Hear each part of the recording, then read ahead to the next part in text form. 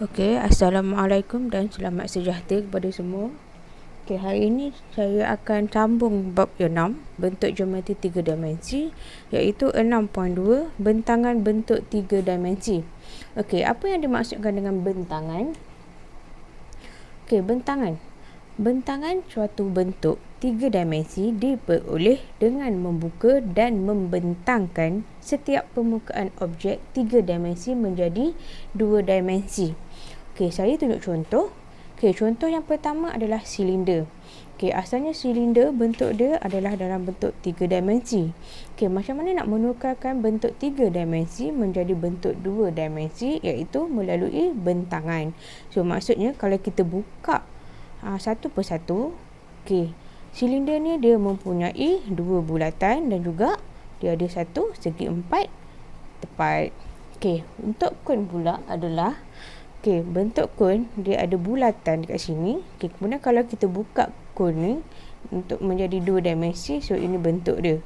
So, okey, seterusnya piramid segi 4. Okey, piramid segi 4. Okey, ni bentuk dia ada 5 sisi, kamu tahu. Bawah ni bentuk poligon. So, bentuk poligon bawah ni adalah segi 4. Segi 4, ikutlah segi 4 sama boleh, segi 4 tepat pun boleh. So, yang ni adalah segi 3. Segi 3 ni ada 4. So, bentangan dia pun akan menghasilkan 4 segi 3. Okey, kemudian prisma segi 3. Okey, prisma sebelum ni saya pernah kata prisma ada pelbagai bentuk. So, ni prisma segi 3 maksudnya dia ada tapak dia adalah segi 3. So, jadi segi 3 ni ada 2, segi 3 ada 2, manakala yang lain tu adalah segi 4. Segi 4 hanyalah ada 3. Okey, kita contoh-contoh dia apabila soalan diberikan adalah yang pertama, dia minta lakarkan bentangan bagi bentuk geometri 3 dimensi berikut. So, jadi kamu hanya lukislah seperti mana yang saya telah nyatakan sebelum ni. So, bentuk kon akan dapat bentuk macam ni bentangan dia. So, kalau yang ni adalah bentuk piramid. So, piramid ni kamu tengok juga piramid tu dia ada berapa jenis bentuk kan. So, kalau yang ni dia ada 3 je. Dia punya daripada tapak kepada puncak. Jadi 3 sahajalah. Okey, seterusnya ada prisma. Okey, yang ni adalah prisma yang berbentuk trapezium. So, prisma berbentuk trapezium, ini dia buka. Kat tepi ni ada 2.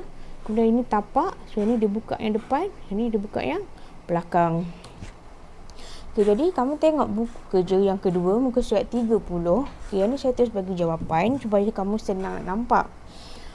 Okey, dia minta kamu lakarkan bentangan. Okey, ini adalah bentuk piramid. So, piramid ni segi 4 sama. So, jadi kat sini kenapa sama? Nampak tak dekat sini dia ada letak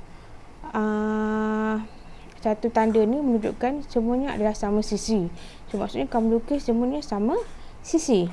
So, kemudian yang dekat sini adalah segi 3 ada 4. Segi 3 ni ada 4. Okey, seterusnya adalah piramid. So, nak lakarkan piramid, okey, semua sama. Piramid ada satu segi 4 tepat, kemudian ada 2 bulatan. Okey, seterusnya adalah bentuk kon. So, bentuk kon, so dia boleh jadi macam ni. Okey, kon ada beberapa bentangan sama ada kamu boleh jadi bentuk macam ni atau bentuk yang seperti ini. So, dia sama sahaja. Okey, seterusnya ini adalah prisma segi 3. So, jadi prisma segi 3 ada 2 tapak segi 3, kemudian ada segi 4. Okey, ini bila dia minta lakarkan. Okey, ada beza bila dia minta kamu lakarkan atau dia minta kamu lukis. Okey, kalau lukis selalunya dia melibatkan skala yang mana mempunyai nilai yang sebenar-benarnya. Okey, contoh 5 cm. Okey, kemudian dekat sini dia nyatakan satu kotak ni bersama dengan 1 cm. So, jadi bila untuk bawah ni, so kamu 5 cm kamu perlukan 5 kotak. Tengok dia lukis 1, 2, 3, 4, 5. Okey, kemudian dekat tepi ni pula dia ada 2. So, maksudnya dia buka ke tepi ni. So, dia buka ke tepi. So, ada 1, 2. Okey, 1.5 yang atas ni mewakili ni dia yang ke atas ni 1.5, 1.5. Okey, kemudian 2.5. So, yang ni ada 1, 2, 5. So, jadi 2.5. So, dia buka kat sini. So, yang tepi ni ada 1.5 dengan 2. Sini 2, sini 1.5. So, jadi kamu tak perlu tahu pun ini panjang berapa. Kamu hanya sambungkan sahaja. Okey, Kemudian yang 2 cm ni adalah tapak. So yang ni 2 cm tapak, ada 2 kotak. So yang ni semua adalah 5 cm, iaitu bersamaan dengan 5 kotak. Okey, seterusnya dia minta kamu namakan bentuk 3 dimensi yang boleh dibina daripada bentangan berikut, kemudian bina model sebenar. Okey, yang ni asalnya datang daripada prisma, iaitu prisma segitiga. Okey, so jadi nak ikutkan sambungan dia, yang 2 mesti bersambung dengan yang 2 juga. So maksudnya sini bersambung dengan sini, so dia dah naik ke atas. Okey, yang 3 bersambung dengan 3. Sama juga, yang 3 bersambung dengan 3, yang 2 bersambung dengan 2. Yang 1 ni dia akan bersambung dengan 1 dekat tepi ni. Okey, so dia akan dapat bentuk seperti ini, iaitu bentuk prisma. Okey, seterusnya yang ini adalah bentuk piramid. Okey, kalau kamu sambungkan, okey, kan saya kata 2 bertemu 2. Okey, 2 ni dia bertemu dekat sini 2.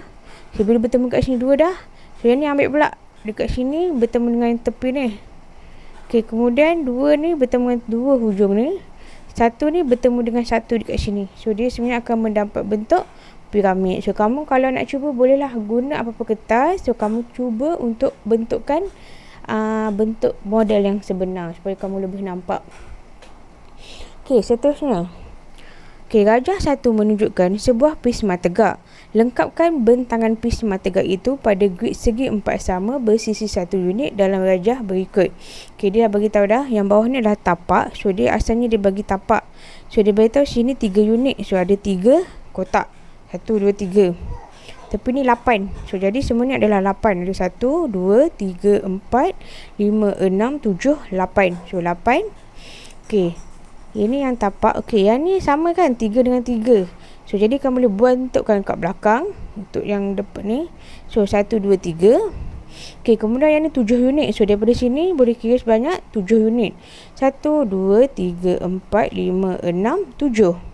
Okey, yang mana 7 unit ni dia mewakili yang tepi ni juga, yang bentuk trapezium. Jadi ni 7. So sini adalah 3. So jadi sini adalah 3. Kemudian naik atas sebanyak 3 lagi. So dia naik atas 3. So kemudian yang ni kamu hanya sambungkan sahajalah. Okey, so dapat yang tepi ni yang bentuk trapezium. So yang ni sama dengan sini trapezium. Okey, dan terakhir yang untuk bentuk yang ni kamu tak tahu berapa, tapi dia beritahu okey, macam mana kamu nak dapatkan 1 2 3 4 5. Okey, macam mana nak dapatkan nilai yang 5 kotak ni adalah kamu kena gunakan teorem Pythagoras, yang mana teorem Pythagoras sini adalah 3. Okey, 7 tolak 3 sini akan dapat 4. Okey, sekejap tulis kat sini. Okey, kamu tahu sini panjang sini adalah 3. Okey, panjang yang ni pula adalah 4. Okey, macam mana kamu nak tahu panjang ni berapa? Sebab kamu tak diberitahu sini berapa kan? So jadi guna teorem Pythagoras, yang mana 4 kuasa 2 tambahkan dengan 3 kuasa 2, kemudian buat punca kuasa 2. So 4 kuasa 2 16 tambah dengan 9. Jadi sama dengan 25 punca kuasa 2. So jadi jawapan dia adalah 5 cm, 5 unit. Sorry, bukan cm, 5 unit. Jadi sini adalah 5. So, bila sini 5, yang ni pun samalah. Sini akan jadi 5 kotak. 1 2 3 4 5. So jadi itulah jawapan dia. Okey, seterusnya. Rajah 2 menunjukkan bentangan.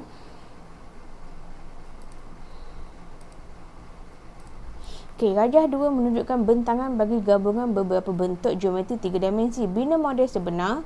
Okey, macam saya kata, 2 mesti berjumpa dengan 2. Okey, 2 ni dia dah rapatkan kat sini. So jadi 1 ni automatik akan rapatkan di sini. Okey, kemudian sini 2 dengan 2. 1 ni akan bertentangan dengan 1. Yang mana ini 2 dengan 2 bertemu. Okey, kemudian atas ni dia akan bertemu dekat atas ni, 2 dengan 2. Jadi dia akan dapat bentuk seperti inilah. So harap kamu boleh bayangkan. Okey, kalau kamu tak boleh bayangkan, kamu boleh potong kertas, buat sebentuk macam ni, kemudian kamu jadikan dia model yang sebenar. Okey, kemudian kamu boleh lukislah jawapan seperti mana yang di bawah ini. Okey, soalan yang terakhir pada muka surat 32. Okey. Rajah 3 menunjukkan sebuah kuboid. Okey, rajah A ialah bentangan bagi kuboid tersebut. Isikan dalam kotak dengan M dan M pada bentangan yang sepadan dengan rajah di atas. Okey, yang ni dia dah bagi, sini dia dah loretkan. So, jadi A ni jawapan dia adalah apa? So, A tu jawapan dia adalah huruf M. Sebab dia dah diloretkan. Okey, boleh tulis ni sebagai huruf M. Okey, manakala B. So, B ni besar kan, nampak tak? N ni besar kat belakang. So, jadi ini adalah huruf N. Okey, soalan yang kedua. Tandakan nilai pada bentangan yang betul dan pangkah pada bentangan yang salah bagi kuboid itu. Okey, adakah ini betul? Okey, kalau ikutkan, kamu yang ni dia akan bertemu, dia akan bertindih dekat sini. So, boleh jadi tak bentuk kuboid? Okey, tak boleh. Okey, manakala kalau yang ni dia akan jadi penutup dekat tepi. So, yang ni dia akan naik ke atas. Okey, yang ni akan naik ke atas.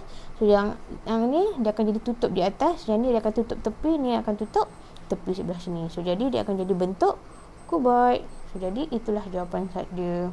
Okey, itu sahaja untuk hari ini. Terima kasih.